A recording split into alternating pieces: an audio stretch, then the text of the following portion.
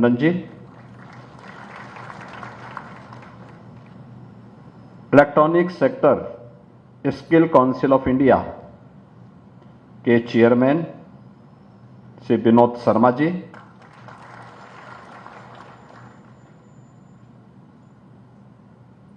Samsung के CEO Shri JB Park, corporate VC Shri mister SP चुन,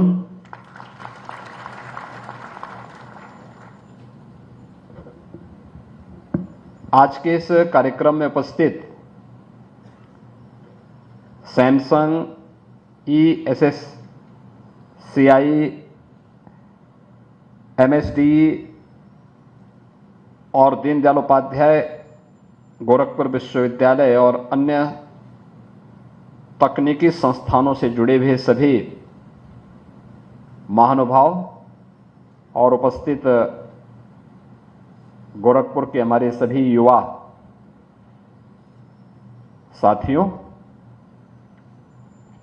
Samsung innovation campus phase 3 के लिए सैमसंग और अन्य संस्थाओं को हृदय से धन्यवाद देते हुए आप सभी उत्साही युवाओं का मैं हृदय से अभिनंदन करते हुए आप सबको अपनी बधाई देता हूं, अपनी शुभकामनाएं देता हूं।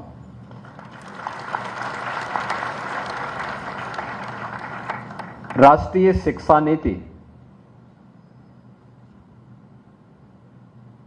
2020 को लागू करते हुए प्रधानमंत्री मोदी जी ने देश के युवाओं का आह्वान किया था कि हमारे पास स्किल है, उसको स्किल की आवश्यकता है। और इस दृष्टि से हमारी नेशनल एजुकेशन पॉलिसी 2020 युवाओं के स्किल डेवलपमेंट में इमर्जिंग टेक्नोलॉजी उनके जीवन में क्या परिवर्तन ला सकती है, इसमें एक बड़ी भूमिका का निर्वहन कर सकती है। और मुझे प्रसन्नता है कि अपने CSR फंड के सहयोग से सैमसंग ने सैमसंग इनोवेशन कैंपस के माध्यम से देश भर के 10,000 युवाओं को फेज 3 में प्रशिक्षण के जिस कार्यक्रम के साथ जोड़ा है, उसमें उत्तर प्रदेश के 5,000 और उसमें भी 2,000 अकेले गोरखपुर और इस आसपास के क्षेत्र के हैं। मैं इसके लिए सैमसंग इनोवेशन कैंपस को और सैमसंग को भी हृदय से धन्यवाद देता हूं। आप सब जानते हैं कि अब भारत दुनिया की एक बड़ी ताकत के रूप में दुनिया को अपनी ताकत का एहसास करा रहा है। लीडरशिप यही होती है जो अपने कार्यों के माध्यम से, अपनी कार्य पद्धति के माध्यम से उस देश के परसेप्शन को बदलने की सामर्थ्य रखता हो। 2014 के पहले का भारत पहचान के संकट से गुजर रहा था। भ्रष्टाचार व्यवस्था में हावी हो चुका था। दुनिया के अंदर सम्मान समाप्त हो गया था। हमारे युवा अपनी एक पहचान के लिए मोहताज हो रहे थे। लेकिन आपने देखा होगा पिछले 11 वर्षों में अनेक ऐसे कार्यक्रम जिन्होंने भारत की पहचान को वैश्विक स्तर पर न केवल करने में सफलता प्राप्त की है, बल्कि प्रधानमंत्री स्टार्टअप की स्कीम ने, पीएम स्टैंड अप की स्कीम ने, डिजिटल इंडिया जैसे अभियान ने आज भारत को एक नई पहचान भी दी और दुनिया की चौथी बड़ी अर्थव्यवस्था के रूप में भारत को स्थापित करने में भी मदद की है। यह अचानक नहीं हुआ, इसके लिए सरकार के स्तर पर प्रयास किए गए और उसी को और भी सहजता के साथ, सरलता के साथ आगे बढ़ाने में हम कैसी मदद करें, इसके लिए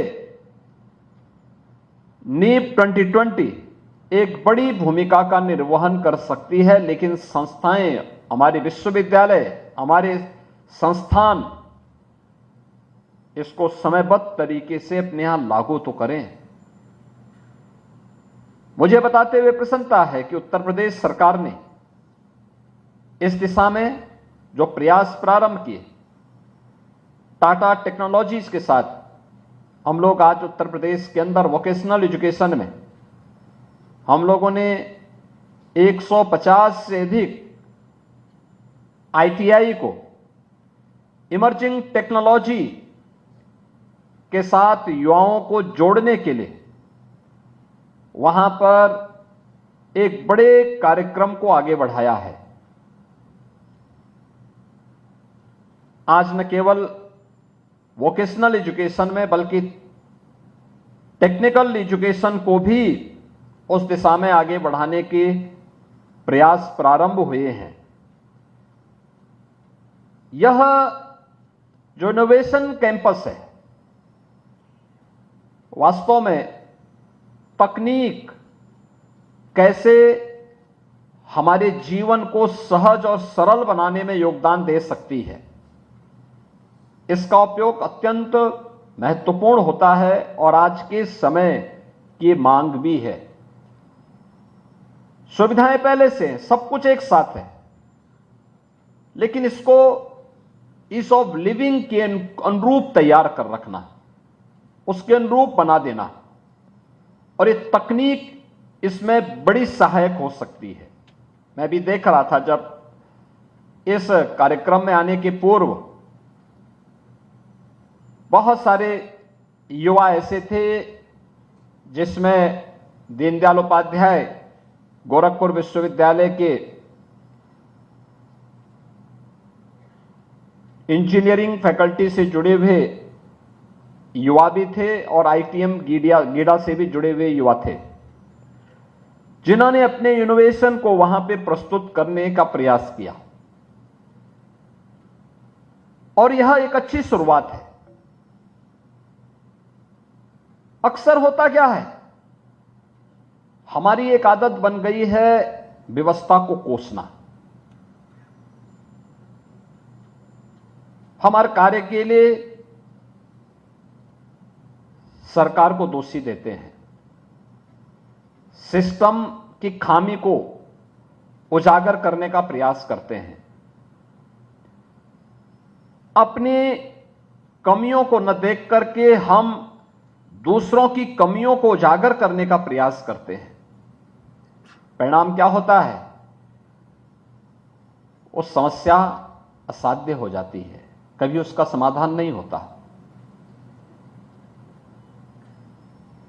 समाधान का रास्ता निकालने के लिए याद करना, जीवन में सफलता प्राप्त करने के लिए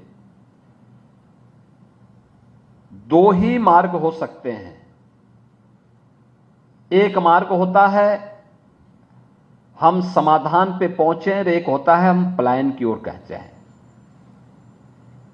अगर आप सफलता चाहते हैं तो सफलता के लिए आपको समस्या पर नहीं, समाधान पर चर्चा करनी पड़ेगी। और पलायन करना चाहते हैं तो फिर आप समस्या को ही समस्या मान करके दोषों को कोसते रहिए। कभी आप समाधान तो नहीं पाएंगे, लेकिन स्वयं ही पलायन कर जाएंगे। और ये हमारी सबसे बड़ी विडंबना है कि हम समस्या पे चर्चा करते हैं, समाधान की दिशा में नहीं। और जीवन में सफलता का मार्ग समाधान से होता है, समस्या से नहीं होता।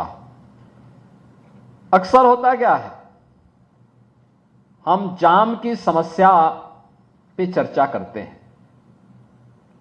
कि जाम है, लेकिन हमें अवसर मिलता है तो हम ट्रैफिक के नियमों का स्वयं उल्लंघन करते हैं। ये ट्रैफिक के नियम आपकी सुविधा के लिए बनाए गए हैं, आपकी सुरक्षा के लिए भी बनाए गए हैं। हेलमेट नहीं पहनते लोग, कार में बैठेंगे सीट बेल्ट नहीं लगाएंगे,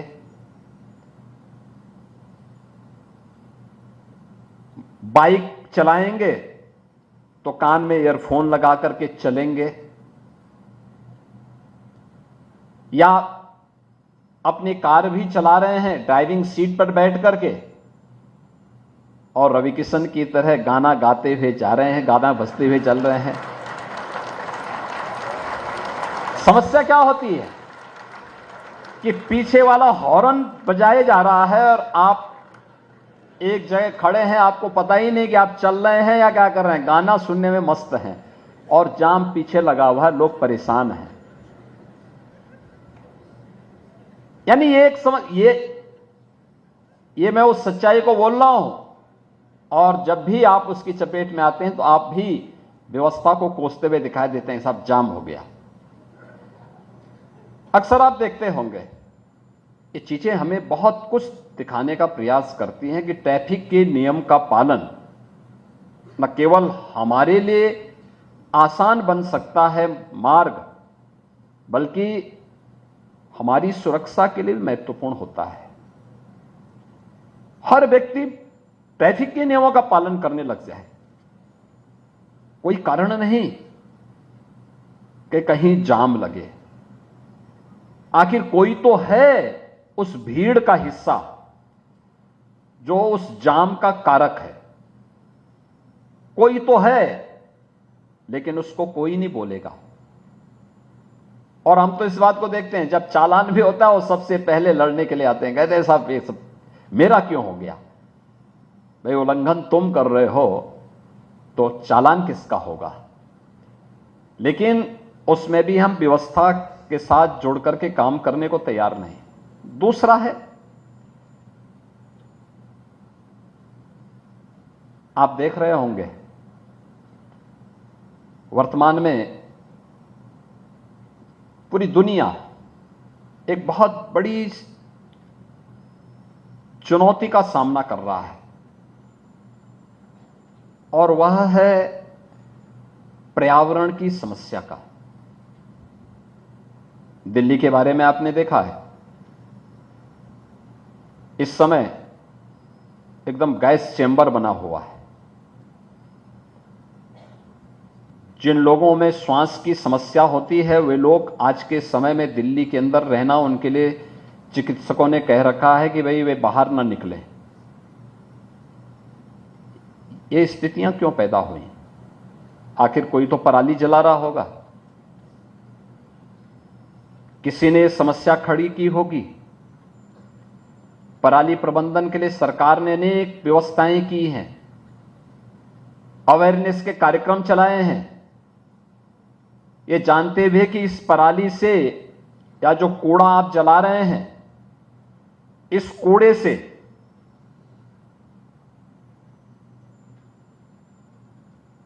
जो भी गैस निकलेगी एक खतरनाक गैस होगी और वह पर्यावरण को भारी नुकसान पहुंचाएगी।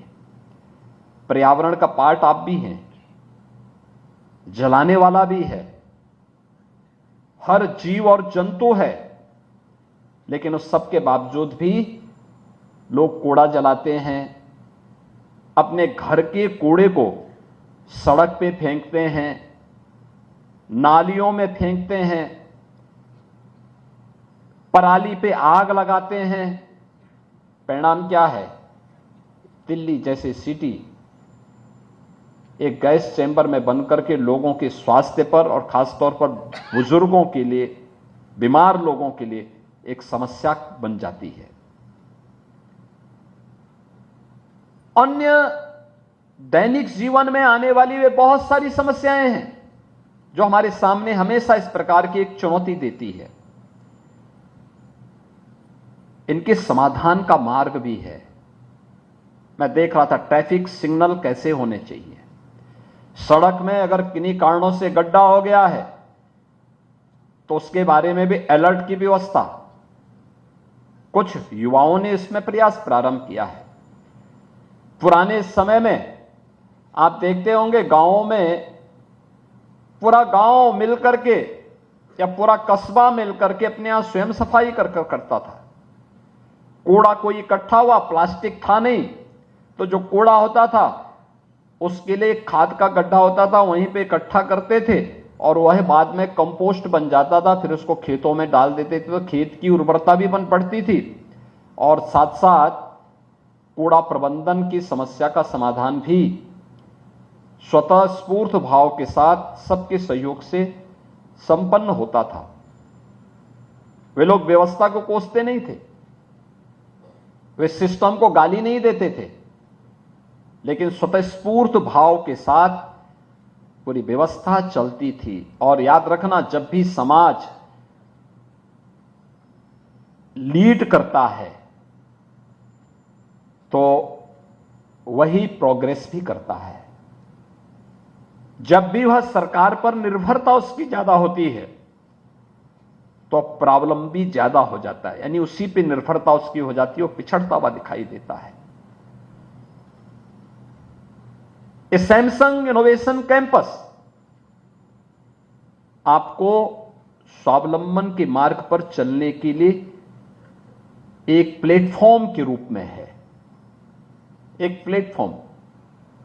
और प्लेटफॉर्म इस बात को लेकर के कि आप इसके माध्यम से स्वयं का एक स्टार्टअप स्थापित कर सकते हैं। आज केंद्र और राज्य की सरकार स्वयं का स्टार्टअप स्थापित करने के लिए बहुत सारा सहयोग कर रही है। हमने उत्तर प्रदेश के अंदर 1000 करोड़ रुपए का फंड ऑफ फंड बनाया है, जो लड़के, जो युवा इस दिशा में कार्य करना चाहते हैं उनका सपोर्ट करने के लिए, उनका सहयोग करने के लिए। इंडस्ट्री और इंस्टीट्यूशन का आपस में सहयोग बने, कोलैबोरेशन हो और उसके माध्यम से युवाओं को वहां पर इंटर्नशिप करने का एक अवसर प्राप्त हो। क्योंकि अक्सर होता है, आप अपनी इंस्टीट्यूशन में, अपनी यूनिवर्सिटी में जो कुछ भी देखते हैं, जो कुछ भी पढ़ते हैं, वो आपका एक प्रकार का थ्योरेटिकल नॉलेज होता था। लेकिन आपने इस इनोवेशन कैंपस में आपने देखा होगा, यहां पे आपको प्रैक्टिकली एआई के बारे में, इंटरनेट ऑफ थिंग्स के बारे में, बिग डाटा के बारे में उसका प्रयोग करते हुए आप देखे गए होंगे। उसका प्रैक्टिकल स्वरूप आपने, उसका व्यावहारिक स्वरूप आपने यहां पे देखा है। यह जो व्यावहारिक स्वरूप है, यही आपके जीवन में उपयोगी होने वाला है। क्योंकि थ्योरी पढ़ते पढ़ते व्यक्ति की समझ में कम आता है, लेकिन जब उसी का व्यावहारिक स्वरूप देखता है तो बहुत आसानी के साथ उसको आप आगे बढ़ा सकते हैं, बहुत आसानी से आप उसको बढ़ा सकते हैं। और इसी को ध्यान में रख करके कि इमर्जिंग टेक्नोलॉजी के साथ हमारा जुड़ाव हो, हमारा युवा जुड़े, ये भारत के लिए और उत्तर प्रदेश के लिए तो ये गौरव की बात होनी चाहिए कि जब दुनिया के अंदर बुजुर्गों की संख्या बढ़ती जा रही है, तब भारत दुनिया के अंदर सबसे युवा राष्ट्र है और भारत के अंदर उत्तर प्रदेश सबसे युवा राज्य है, सबसे युवा राज्य है। यानी हमारी जो कुल आबादी है, उस आबादी में 56 से 60% आबादी ऐसी है जो वर्किंग फोर्स है, युवाओं की है, कार्य करने की सामर्थ्य रखती है। अगर वह इस प्रकार के प्रशिक्षण के साथ जुड़ करके अपने आप को तैयार करती है तो यह भी अर्थव्यवस्था को भी और प्रत्येक नागरिक के स्वावलंबन को भी आगे बढ़ाने में मदद करती है। और इस हमारा युवा इस आज की मॉडर्न टेक्नोलॉजी के साथ जुड़ सके, उसके बारे में जानकारी ले सके, इसी को ध्यान में रख करके सरकार ने निर्णय लिया। स्वामी विवेकानंद सशक्तिकरण स्कीम के अंतर्गत 2 करोड़ युवाओं को हम टैबलेट और स्मार्टफोन उपलब्ध करवाने के बड़े कार्यक्रम को आगे बढ़ाएंगे। सैमसंग भारत की ही नहीं बल्कि दुनिया की इलेक्ट्रॉनिक्स के बड़ी कंपनियों में से एक है, और उत्तर प्रदेश के अंदर तो सैमसंग का जो निवेश है वह उत्तर प्रदेश का एक ब्रांड एम्बेसडर के रूप में भी सैमसंग दुनिया के अंदर काम करता है। स्वाभाविक रूप से सैमसंग का जो कार्य है वह टेक्नोलॉजी कैसे उपयोगी बन सकती है और कैसे हम टेक्नोलॉजी को समय से आगे बढ़ाएंगे, कैसे वह हमारे जीवन में परिवर्तन का कारक बन सकती है और कैसे हम अपने व्यवसाय को भी और तीव्र गति से आगे बढ़ा सकते हैं, इसमें एक निर्णायक भूमिका का निर्वहन करती है। और उत्तर प्रदेश में आप जैसे युवाओं के लिए अवसर इसलिए भी है, याद रखना, भारत दुनिया के अंदर सबसे अधिक मोबाइल फोन और इंटरनेट की सुविधा प्राप्त करने वाला देश है। सबसे अधिक लोग भारत के अंदर इसका उपयोग कर रहे हैं और भारत के अंदर कुल मोबाइल मैन्युफैक्चरिंग के 55% मोबाइल अकेले उत्तर प्रदेश में बन रहे हैं। उत्तर प्रदेश के अंदर इलेक्ट्रॉनिक आइटम भारत के अंदर जितने भी बन रहे हैं उनमें 60% अकेले उत्तर प्रदेश में बन रहे हैं। और इसलिए आप जैसे युवाओं के लिए इस फील्ड में बहुत सारे अवसर हैं। हाँ, हम इस दिशा में कैसे अपने आप को तैयार कर सकें और ये डे टू डे के कार्यों को भी कैसे टेक्नोलॉजी के माध्यम से और भी आसान बना सकें, इस दिशा में और भी इनोवेशन की आवश्यकता है। याद करना, दुनिया के अंदर महाशक्ति वही बना है जहां के युवा इनोवेशन पर और रिसर्च एंड डेवलपमेंट के कार्यक्रम के साथ अपने आप को जोड़े हुए हैं। जितना अधिक रिसर्च एंड डेवलपमेंट होगा, बढ़ेगा, आगे चलेगा, उतने ही अच्छे परिणाम और उतनी बड़ी ताकत के रूप में वह देश और समाज आगे बढ़ेगा। हमें आज के इस अवसर पर इस प्रकार के अभियान को और तीव्र गति से आगे बढ़ाने की आवश्यकता है। मैं सैमसंग इनोवेशन कैंपस के लिए सैमसंग इंडिया को इस बात के लिए हृदय से धन्यवाद देता हूं कि उन्होंने गोरखपुर विश्वविद्यालय को और गोरखपुर से उत्तर प्रदेश को इस कैंपस के माध्यम से इमर्जिंग टेक्नोलॉजी के साथ हमारे युवाओं को जोड़ने का काम किया है। अच्छा होगा, हमें देखना चाहिए कि पीएम इंटर्नशिप और सीएम इंटर्नशिप की स्कीम के साथ इन युवाओं को जोड़ने की कार्रवाई, और दूसरा, इन युवाओं के लिए कैंपस सिलेक्शन के माध्यम से इन्हें आगे अच्छा पैकेज प्राप्त हो सके जिससे ये लोग अपने बेहतर भविष्य की दिशा में आगे बढ़ सकें या स्टार्टअप की संस्कृति को और प्रभावी बनाने के लिए प्रधानमंत्री मोदी जी के विजन को